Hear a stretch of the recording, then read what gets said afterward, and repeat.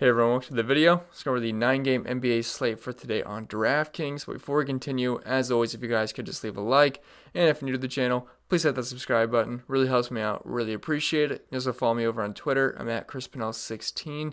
And if you want to support me over on Patreon, it's seriously much appreciated. A double thank you to anyone who does support me over there already. I do put a lot of extra work and extra effort into putting out all this extra content that I do every single night or every single week, just depending on the sport. So if you want to hit the link in the description below, it will take you to my Patreon where you get access, for example, the NBA, access to my entire NBA data sheet that I do update all the way up until lock, even after lock, just depending on the news, because you guys know how crazy NBA news can get. And you get access to my projections, my DVP chart, my Discord chat, my cheat sheet, core plays, top spend ups, all that good stuff. And if you want to sign up for NASCAR, that is my most popular thing. I feel like I do a really good job breaking down NASCAR. I do articles for that, data sheets as well, Discord chat, pretty much similar things, but I do put a little bit extra more work for NASCAR because it's a weekly sport, so I am able to do articles. So even if you have no idea about anything about NASCAR, I feel like half the people that do sign up for NASCAR for me have absolutely no idea about anything about NASCAR related, but they tend to do well. We've been starting off the season very, very well. So if you want to try out NASCAR, you can feel free to do so. We also have MLB starting up in about a month, which I'm also very, very excited for because NASCAR and MLB are my two favorite DFS sports. So very excited for that. So again, that's it for the commercial time and plugging. So again, hit the link in the description below if you're interested. But without further ado, let's get into today's slate. So I actually think this is a pretty good slate. There's a couple of games that stand out to me, and there's some actually really solid plays, and there's actually a couple of decent value plays as well. But starting up top, we got the two Lakers studs. We'll start with LeBron because I like to go in order here. He comes in at 10,500, and they get a really good spot here versus Memphis. Now, the site that I pulled data from for the Vegas totals, the totals are just not out yet. I mean, I can double check really quick before we go on with this video.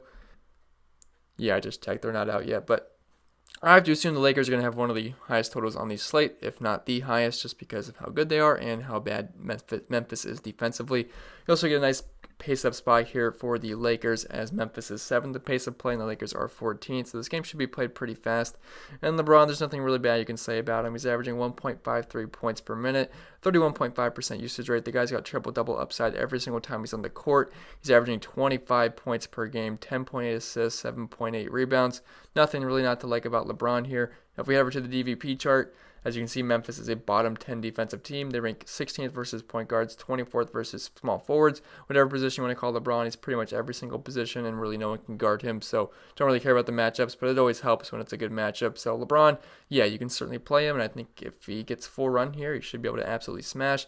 This is also probably the freshest he's going to be all season because he hasn't played. Well, I know he played in the All-Star game, but technically he hasn't played a real NBA game in about 8 days. So LeBron should be well rested, and I think he can absolutely smash here, again, as long as this game stays somewhat close. Same can be said for Anthony Davis. Now, I always like Anthony Davis in this 9K range because, honestly, I'd have interest if he's 10K plus, but whenever he's in this 9K range, he just feels like a steal. Now, I know he's just 100 off at 10,000, so it's not like he's an absolute steal because I know sometimes he can get down to the 9,300, 9,500 range, which is always way too cheap for Anthony Davis. But I still have interest here below 10K at 9,900. Really good spot versus Memphis. I already talked about the matchup, but if you look down low, Memphis does rank 23rd versus centers and 18th versus power forwards, and they really have no one that can guard him down low. So I think he should be able to eat as long as these guys get full run. But if he's going to get about 35 minutes versus Memphis, he should smash. Like I said, pace-up spot. Numbers are pretty similar to LeBron. A little bit worse points per minute wise, but that's why he comes in a little bit more of a discount. But 1.45 points per minute. They're playing about the same amount of minutes. And he's got a 29.2% usage rate. So Anthony Davis, as long as he gets full run, I think he can absolutely smash. Now, I'm not sure if it's going to be easy to fit in both these Lakers studs, but if you can do it, I don't have a problem with that because I think they can both smash. As this game's also in LA, so the late night hammer as well. I know a couple of times I've stacked the two Lakers studs up just to get those two late night hammers because it feels good having like 120, 140 point upside out of two guys coming in late for your lineup. But I know that might not be feasible considering their price tags. And I mean, we have a couple of good value guys, but no one I'm really like over the moon confident, I should say. But definitely like the spots for LeBron James and Anthony Davis versus Memphis. But moving on, we have Nikola Jokic. He comes in at 9,800. So I haven't really been playing Jokic much this season. He tends to be a little bit more hit or miss than I'd like him to be, especially at this price tag. But I know he's got plenty of upside. He's got triple-double upside every single night. But it's not the best spot in the world versus OKC, but I think he's fine. He's a nice tournament play because trust me, I'd much rather play Anthony Davis for 100 more versus Memphis. I think that's a much safer way to go.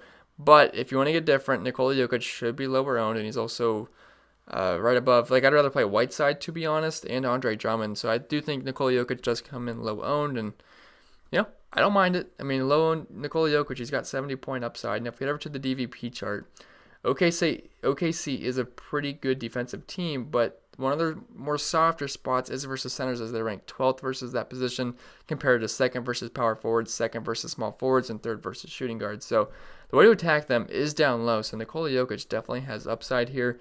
Now the pace of this game is not going to be pretty. Denver is 28th in pace of play, while OKC is 23rd. So it's going to be a pretty slow pace game. As you can see, it's just on average, it's the slowest pace game out of anybody in this player pool. But on the season, his numbers are strong, 1.43 points per minute with a 27% usage rate. You can certainly look his way in tournaments. Probably not going to get there in cash games because I'd much rather play Anthony Davis. But I guess there's an appeal of playing a low-owned Jokic. Bradley Beal, he comes in at 9,400. Love the matchup here versus Cleveland. They are just so bad defensively versus guards. If we head over to the DVP chart, really the second worst defensive team overall this season, and they rank 30th versus point guards, 30th versus shooting guards, and 29th versus small forwards. So this is literally the best matchup you can ask for Bradley Beal, and I think he can definitely have a ceiling game. Now, I know recently he has not been having those big 50, near 60-point games that we've been accustomed to. He's been stuck in this 40-point range, but he's well-rested coming off the break. We know the guy plays a ton of minutes every single night. Legs are going to be fresh, and I think he can come out with a bang here versus Cleveland. They really don't have anyone that can guard him. Collin Sexton, Darius Garland, they're two of the worst defenders in the entire league if you just look over to their defensive ratings. So, yeah, Bradley Beal should be able to smash here. And I don't love playing Bradley Beal at 9,400. I tend to like to play him when he's below 9K, but that might just be a little bit greedy. But at 9,400, you can certainly look his way. Now, it's a pace-down spot for the Wizards, but they should look to push the pace here, and they are playing at home. So I do like that for Bradley Beal. And you don't really have to worry about this game getting out of hand because both teams are pretty trashy and both teams are awful defensively, so it should be a pretty high-scoring game. There's no total out yet from the site I'm looking at. I pulled data from, I should say, but I did not see a total from another site. But if I had to guess, it shouldn't be too low. I don't expect it to be the highest on the slate, but it shouldn't be too low. But actually, it might be the highest. I don't know. It might be, just because of how bad defensively they are, both teams. But either way, Bradley Beal on the season, 1.31 points per minute, 33.5% usage rate. Certainly got to have some interest in Bradley Beal in this amazing matchup versus Cleveland. So I paused the video really quick. The late games are going on right now. I just wanted to check on how I was doing. I just realized how bad De'Aaron Fox is playing. He's only got like 30 DraftKings points, which is pretty sucky, which sucks. But yeah, if you guys played Bam and Embiid together, they got about 140 points. I mean, they went absolutely nuts. Embiid was like 90% in cash games, but Bam, you got him about 30%. So definitely got a nice edge if you ended up playing Bam. I'm just trying to see if anything else happened. I think the Rockets are destroying the Warriors, which I guess is probably a given. Covington's doing well, but yeah, I just wanted to check on how my teams are doing. Looks like we're doing all right though. So did have Bam and Embiid, so that was nice. But where did we leave off? Bradley Beal, so Hassan Whiteside. So he's really expensive at 9,200, and I like playing him when he's like high 7K, mid 8K range. We're pushing it a bit at 9,200, but I'm a big fan of playing Whiteside. You guys probably know that if you watch my videos. I feel like I play Whiteside just about more than anybody. But he's just so good points per minute wise, and also Damian Lillard's going to miss this game. So there's just more uses to go around for this Portland team, which we'll talk about in a little bit. It really doesn't affect Hassan Whiteside too much. I mean, point guard, center, but it still helps that Damian Lillard's going to be out. It's just a more offensive load needed by guys like Whiteside, Melo, McCollum, those kind of guys. But I love the spot here versus New Orleans. It's a nice pace-up spot, and Portland already plays decently fast. So New Orleans is second in pace of play, and Portland's 11. So it's going to be the fastest paced game on the slate. And if you look at his numbers this season, 1.33 points per minute, the 19% usage rate. He has been excellent all season. As you can see, he's got 124 offensive rating, so he's been very, very good this season. Should play minutes in the mid-30s. He's going to be fresh coming off the All-Star break. So Hassan Whiteside, you can certainly look his way. New Orleans, they rank 19th versus center, so definitely like the spot here for Hassan Whiteside. Now, last time these two teams played each other, I stacked the game up, and it was looking like an amazing stack. I believe Zion, I think he had 50 points, but the problem was, I forget, who was blowing who out? I feel like it was New Orleans blowing out Portland, I'm pretty sure. And then they pulled all the Portland Trailblazers, they pulled all of their starters with like over 9 minutes left in the fourth quarter, it sucked really bad. Just because I had the whole stack there and everyone was doing really well and then ended up not hitting their potential, which sucked. But I believe Whiteside had about 40, I want to say he had 46 points, 40. He was like in the 40s with like 9 minutes left in the fourth quarter. So he would have had a really good game versus New Orleans. And I think he can do that just again as long as this game stays close, which I think it will. If not, I can't project blowouts, but unless it's like Milwaukee versus Detroit, that was the easiest blowout call of the century tonight. But yeah, Whiteside, I know he's expensive, but love the spot here versus New Orleans. And I already went over the numbers, so I don't have to repeat that. But definitely like the game stack here, definitely viable. Andre Drummond, he comes in at 9,100 versus Washington. We can certainly look his way. It's a nice pace-up spot for the Cavs. And it comes at a pretty nice price tag. Now, I know he's on a different team, and you got Kevin Love around him, but he should still be able to pay off this price tag at 9,100 on the season, 1.41 points, remember, with the 25% usage rate. Obviously, those numbers were mostly on Detroit, so we can't really completely roll those over to Cleveland, but I feel like we're going to get similar numbers. But, Drummond at 9,100, he's almost 8K. It's a good spot versus Washington, pace-up spot. If we ever to the DVP chart, Washington does rank 26 versus centers, so it's a really good spot here. Both teams are bottom 3 defensively, so I expect a lot of points to be scored in this game. So, yes, Andre Drummond, he's certainly on my radar. D'Lo, so Karl-Anthony Towns is going to miss this game, and last time Karl-Anthony Towns missed the game, we saw D'Lo score, 56 fantasy points, something like that. I believe that was a game versus Charlotte. So, yeah, he ended up going off, and he's pretty much going to be the only offensive piece on this team. Covington's gone, Napier's gone, Wiggins is gone, Karl-Anthony Towns is out. It's pretty much going to be the D'Lo show here, and he's pretty expensive at 8,600, and it's not a good matchup versus Boston. But someone's got to score in this team, and Minnesota does play fast. If we head over to the DVP, not the DVP chart, the pace column, Minnesota's third in pace of play, while Boston is 16th. Now, if we head over to the DVP chart, Boston, this is not a good matchup at all. They rank second versus point guards, fifth versus shooting guards, but someone's got to score points on this team, and it's gonna more than likely going to be D'Lo. So you can play him just because someone's gonna have to score. If we take all those guys off the court and just look at D'Lo's numbers when all those guys off the court, like I said, let me pull it up really quick. D'Angelo Russell is at a 30% usage rate with 1.4 points per minute. So those are excellent numbers. And 8,600, I know it's not the greatest spot in the world versus Boston, but he's going to have to carry the load for this team. Now, he's not a must-play by any means, but he certainly has upside considering all the injuries and trades that happened for the T-Wolves. All right, so going down the list here, we have Zion Williamson. He comes in at 8K. They raised his price a little bit, but I like the game stack here. I believe this game will probably have the highest total on the slate. I think Cleveland, Washington's going to be up there. And maybe, LA and Memphis should be up there as well. But I think this Portland-New Orleans game should have the highest total. It's also going to be the 10:30 game, which is also the same as the Lakers game. But it's going to be one of the 10:30 games, which I love getting late game exposure. And it's looking like I'm going to get a ton of late game exposure on this slate because I definitely love this game. So Zion. Now, Brandon Ingram is expected to be back. He played a little bit in the All-Star game, so he should be good to go. They wouldn't have played him if he wasn't going to be playing. I'm not sure exactly if he's going to get a full amount of minutes, but I got him right now for like 33, so he's pretty much going to be playing full minutes. But Zion, you got to have interest here just because of how great he's been while on the court this season. He's not going to play like 35, 38 minutes, that kind of minutes, but he's been very productive.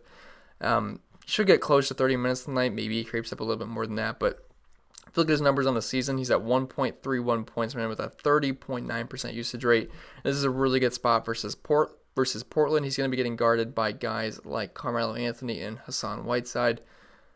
They're not going to be able to stop him. So, you can certainly look his way. As you can see, Portland, they rank 5th worst defensively, and they rank 27th versus power forwards and 25th versus center. So he should be able to absolutely eat them up just like he did recently versus Portland a couple of games ago. I don't remember exactly how long ago that was. I wanted to say a couple weeks, but that sounded like a little bit too far away, but I might have been right. But either way, I think Zion can absolutely crush. I know he's at 8K, so I wouldn't say he's like a cash game staple, but if you're stacking this game up, he's certainly a way to go in tournaments, I should say. So do have interest in Zion. Kyle Lowry has 2 straight 50-point games, played decently well in the All-Star game. He was drawing charges. I don't think he should have probably been out there, but he was. But anyway, Kyle Lowry's been playing pretty good in real NBA games recently. And it's a really good spot here versus Phoenix. If we head over to the DVP chart, Phoenix are not that great defensively, and they rank 18th versus point guard. So it's a pretty good individual spot for Kyle Lowry. And on the season, he is at 1.1 points per minute, the 23% usage rate, which isn't like amazing, but he has been playing pretty well. He's going to play all the minutes he can handle. As you can see, he's averaging nearly 37 minutes per game, which is great. This is going to be a pretty fast-paced game as well, as they are 13th in pace of play and Phoenix is 10th in pace of play. So I do think you can look Kyle Lowry's way. Kevin Love, obviously he's going to take a hit with Andre Drummond, being there now. I mean, he just demands a higher usage rate than Tristan Thompson would. He's also better than Tristan Thompson. But I love the spot here versus Washington. I mean, a lot of points are going to be scored, so I think there's enough points to go around for Kevin Love and Andre Drummond. Pace-up spot, which I think suits a guy like Kevin Love pretty well. And if the game's competitive, he'll play closer to 35 minutes. Like, you got him for 31 right now, but if the game's close, I mean, he'll creep up to 33, 34, 35. We've seen it before. On the year, 1.16 points per minute, the 23% usage rate. If we head over to the DVP chart, Washington does rank 23rd versus power forwards. So love the spot here. I think a lot of points are going to be scored in this game, so Kevin Love definitely makes sense in tournaments. All right, so now we got Jrue Holiday, and I don't really like playing all these Pelicans when everyone's healthy, but I definitely like this game stack here, so I'm going to talk about it. And he has upside. When we've had all these guys healthy before, we've seen Jrue Holiday have some pretty decent games, so it's not like I'm going to be shying away. Would I play him in cash games? Probably not, but I do think he's fine in tournaments for game stacks. But he comes in at 7,300. The guy's got plenty of upside. On the year, he's averaging 1.14 points per minute with a 25% usage rate. It's a really good spot here versus Portland. They rank 26th versus point guards, 14th versus shooting guards. So gotta like the matchup for him, and it's going to be a pretty fast-paced game. I believe this will have the highest total on the slate. Games played at 10:30. I expect them to be pretty low owned, so if you are looking to get different and stacking this game up, I would expect guys like McCollum to be popular. Melo's probably going to be popular at his price tag. And then Ingram, depending on how many minutes he's going to get. But I can see Jrue Holiday going a little bit under the radar. Obviously, Zion's going to have ownership just because he's Zion Williamson. But yeah, Holiday's fine. Not going to go too in-depth about him because I don't love it. But I did want to bring him up. Donovan Mitchell, he's looking like one of the best plays on the slate. He comes in at below 7K, which just seems like a mistake. So, yeah, 6,900 for Donovan Mitchell. I feel like he's going to be a cash game staple for me as of right now. It's also a really good matchup versus San Antonio.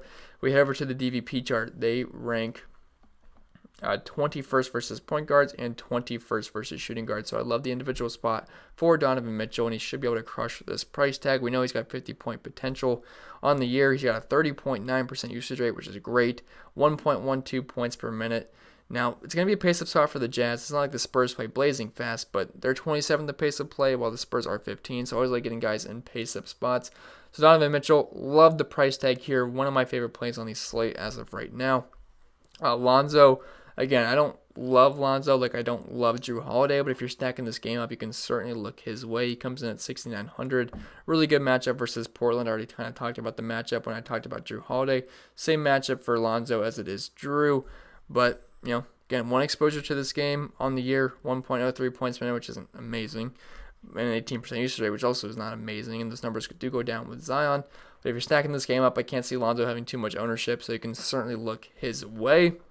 Now, Brandon Ingram, got him for about 33 minutes here, but if he's going to get full minutes, I mean, he should be able to crush this price tag at 1,600. That'd be a joke price tag. I'd be willing to lock him in just because he's way too cheap if he's going to get full minutes here. And we know his upside, even alongside Zion Williamson. Obviously, he has taken a hit playing alongside Zion, but we've seen him like near 50-point games with Zion playing. So I'm not worried about that. And this is just way too cheap for a guy with his talent. And, on the year, he's at 1.24 points per minute, the 28.6% usage rate. He's just way too cheap, especially in a matchup versus Portland. He's going to see some Melo defense, probably some Trevor Ariza, but not too scared about that. They rank 21st versus small forwards, 27th versus power forwards. So Brandon Ingram, he should be able to smash this price tag as long as he's going to get mid-30s minutes. And CJ McCollum, again, he's one of my favorite plays on the slate just because Damian Lillard is going to be out for this game. And I really like the price tag, too, at 6,600. I don't know if you guys can hear that jingling. That's my dog. But hopefully he's going to find a place to lay down. But anyway, CJ McCollum, 6,600 with no Damian Lillard. It just seems like a layup play for me. Again, I want exposure to this game, and he's just way too cheap. I'd have interest at 7K just because Lillard's going to be out. But if you look at his numbers with Dame out, CJ has a 33.9% usage rate, which is up from Let me just pull it up, which is up from 25.7% usage rate. So he gets a very substantial bump, almost 10%, which is massive. And then his points per minute rate goes up to 1.18 from 0.98. So yeah, CJ's going to get a huge bump here without Damian Lillard. Love the matchup versus New Orleans. It's a fast-paced game. He should be able to smash this price tag. New Orleans does rank 29th versus point guards and 18th versus shooting guards. So CJ McCollum, one of my favorite plays on the entire slate. I think there's a lot of good mid-range plays. I mean, we got Brandon Ingram, CJ McCollum, Donovan Mitchell, and some other guys as well. So definitely think the mid-range is pretty strong and, part of that game stack that I like a lot. So yeah, CJ McCollum certainly have interest. Serge Ibaka, Marc Gasol is going to continue to miss games, so you got to have interest in Serge Ibaka. I actually played him on one of the last games before the All-Star break. He went off. I think he had almost had 50 fantasy points. Was it the game before? I think it was the game before the 2-game slate. So yeah, Ibaka, he absolutely crushed. He was at a similar price tag versus Brooklyn, but this is a really good spot down low versus Phoenix. We know all season they've struggled with big men. They rank 21st versus centers. So Ibaka should be able to have a good game here. And if you look at his numbers on the season, he's at 1.12 points per minute with a 24.3% usage rate. If you take Marc Gasol off the court, those numbers go up even more, about 1.15 points per minute with about a 26% usage rate. So Serge Ibaka, not a huge minutes guy, but pretty fair price tag and should be able to pay off versus this bad Phoenix Suns defense.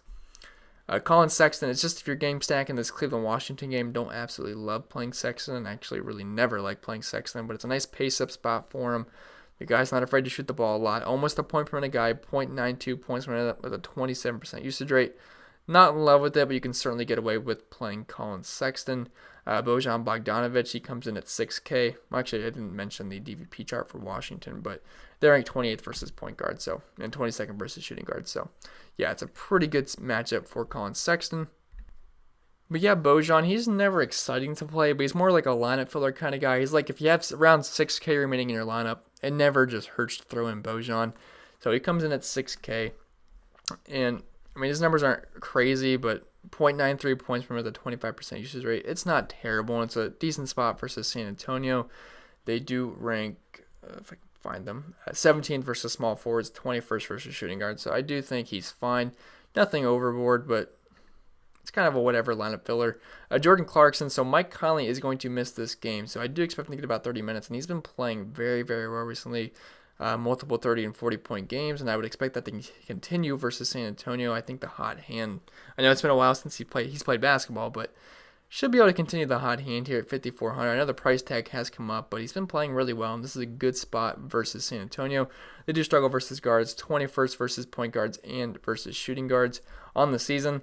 Clarkson is at 0.99 points per minute with a 25% usage rate. Those numbers go up even more when you take a guy like Mike Conley off the court, who has been playing extended minutes recently. So, yes, Jordan Clarkson certainly on my radar at 5,400.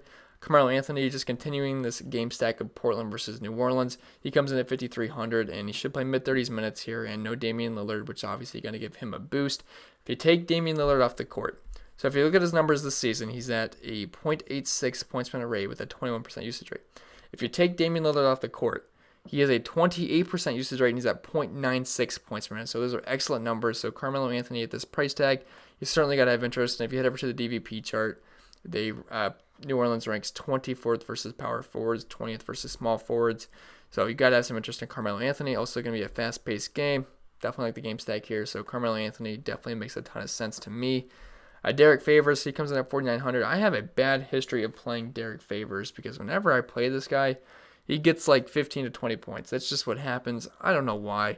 He'll have like a hot start, then he just doesn't do anything for the rest of the game. I remember the one time I played him, he had like 12 points in the first few minutes, and then after that, he had 12 points heading into like the mid-fourth quarter. Like the guy was just not, I don't know what he was doing. But this is a good spot versus Portland. Now, I'm not expecting much because everyone's going to be healthy for the New Orleans Pelicans, so I don't love playing Pelicans when everyone's healthy because there's just so many options on this team. You got Lonzo, Drew Holiday, Brandon Ingram, JJ Redick, Zion Williamson, Derrick Favors. There's just a lot of mouths to feed on this team offensively. But yeah, you can look Favors' way. It's a good spot versus Portland. They're bottom 5 team versus centers. They rank 25th versus centers, so exactly bottom 5. And on the season, Favors has been good point per minute wise, 1.13 points per minute. Now, I only got him for about 25 minutes here because he does not play a lot of minutes. He's only averaging 23 minutes per game. But I like the price here, I like the matchup. So Derrick Favors is fine. You're also getting part of that game stack.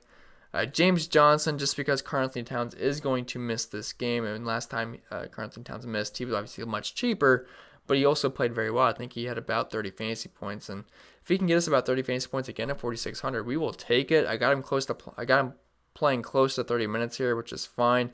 If you take Cat off the court, James Johnson is at 0.9 points per minute, a little bit over that. So you can certainly look his way. Obviously, the numbers aren't strong overall this season, but he's on a new team now. So James Johnson would be fine. Not a great matchup versus Boston, but someone's got to do stuff on this team for Minnesota. So I think James Johnson can certainly do something at least. Trevor Ariza just getting part of this game stack, and Damian Lillard is going to miss this game like I've been saying 20 times already. So yeah, you can look his way. He should play minutes over 30. Now, his numbers are not great this season. He's only at 0.7 points per minute.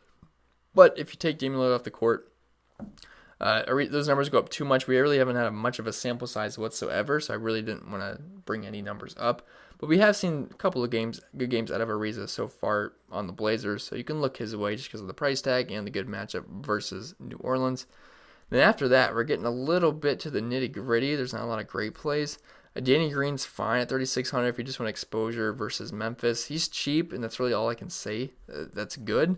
On the season, he's only at 0.75 points per minute with a 14% usage rate. This is just if you're getting desperate, to be honest. I'd rather play Simons, but he's fine. He's going to play mid-20s minutes. If he can knock down his threes, he'll be fine. But if not, it'll probably be a dusty play. But that's the risk. But it's a good matchup versus Memphis. Fast-paced game environment should suit him well. But Simons here, he comes in at 3,500, so he's going to be another main benefactor with Damian Lillard missing. I expect him to get about 30 minutes here. And if you take Damian Lillard off the court, his numbers go up to 0.86 points per minute with over a 20% usage rate, which is up from his 0.7 point per minute rate and 18% usage rate. So he definitely gets a bump here. And it's also a good matchup versus New Orleans. They are one of the worst teams in the league versus point guards. They rank 29th versus the position. So, yeah, Simons, you can certainly look his way because of the price and because Damian Lillard is going to be out. And Jarrett Culver, again, we're just getting a little bit desperate here for value plays, but he should play minutes close to 30 considering everyone's gone for Minnesota and Karl-Anthony Towns is going to be out. He's 3,400. If he gets close to 30 minutes, I think he'll be fine. He's actually at about 0.9 points per minute if you take all those guys off the court, which is not too bad. On the season, he's at 0.79 points per minute, so does get a pretty nice bump. Nothing too exciting. It is a bad matchup versus Boston. As you can see, they're one of the best defensive teams, top 5 in the league this season, so don't love it. But again, we're getting a little bit desperate for value plays, so I'm going to leave it at that for the player-by-player breakdown. And before we get out of here, I do have to talk about the sponsor of this video, OverlayDFS.com. I love playing over on Overlay. I would not recommend this to you guys if I didn't play there myself. It's a good supplement from DraftKings. I'm not saying you have to quit DraftKings and just play an Overlay. You can play both. It's a more casual experience. You don't have to worry about guys like Chipotle or EM2, those kind of guys just taking over the lobbies here. More casual players are over here. You don't have to worry about any mass multi-entry sharks. So Overlay DFS, I love the payout structure. I think that's the best thing about this. So if you finish in the top 10% of the contest, you win 9 extra money. Over on DraftKings, to 9 extra money, you got to almost, I shouldn't say win a tournament. You got to be pretty darn close to winning a tournament to even become close to 9xing your money. So I love the payout structure here. I think it's very, very good. And also, they are running a bad beat challenge. So if you go 0-12 on your picks, they will give you $500. Like, they're pretty much daring you guys to go. And that is a new thing they added. So again, if you guys go 0-12 on your picks, God forbid that happens to you, but you'll get $500. So I think that's very nice of them. Also, if you happen to go 12-0 on your picks, you can win the progressive jackpot, which is getting close to $11,000. Like, someone's due to hit, so why not you? I mean, hopefully it's me that hits, but if it's not me, I hope it's one of you guys that signs up for Overlay DFS by watching my video. But as you can see, the progressive jackpot, it's like right there. It is almost $11,000 at this point, so someone's going to hit it, so do not miss out on the chance to win $11,000. So like I was talking about for the payout structure, this is a $22 double deuce contest. If you happen to finish in the top 10%, you'll win an extra money, which is $180. It's as simple as that. And if you go 12-0, you win the jackpot of about $11,000. It's only going to keep going up. And people have been close, as you can see. For this guy, he went 10-2 tonight. He was very, very close. And in how you get your record, it's just a pick 'em based website. It's as simple as it sounds. You don't have to worry about salary cap restrictions or building lineups or anything like that. Whoever you think is going to score more fantasy points, you pick that player. So, for example, this was tonight. We had Josh Richardson versus Furkan Korkmaz. I thought this was one of the easiest picks on the slate, so I did go with Josh Richardson. Then my second, I thought, was the easiest, biggest advantage on this slate. I thought Robert Covington was easily going to outscore Brook Lopez, and that has been the case. Then if you thought Thad Young was going to outscore Malik Monk, you picked Thad Young. If you thought Tobias was going to outscore Karis LeVert, I believe that's who it was, you pick Tobias Harris. As simple as that. And if they happen to score more fantasy points than the other guy, you win that matchup. As you can see, I went 6-6. I did not have the greatest night, but I still love sweating out the games over here on overlaydfs.com. So check it out. And they're also running a Slump Buster Challenge program, whatever you want to call it. So if for some reason you lose 20 days in a row, not consecutive days, but say you play once a week for 20 weeks in a row and you lost every single time, they will refund every single dollar that you deposited. So they're basically daring you guys to lose. And also if you go 0-12 in your picks, they will pay you that as well. So if you're having a really rough go of it, it's not going to be the end of the world. So check it out, guys, overlaydfs.com. And that's going to be it for this video, guys. Again, if you want to follow me on Twitter, I'm at Pennell16. If you want to support me over on Patreon, it's seriously much appreciated. I'd love to get to 100 Patrons. That would be awesome. So you can hit that link in the description below. And that's going to be it for this video. I hope you guys have a great start to the weekend, and I hope you guys did great last night as well. It's looking like a pretty good night for me. So I was just looking at the game really quick. But that's going to be it. See you guys in the next video. Wish you guys the best of luck, and yeah, have a good Friday.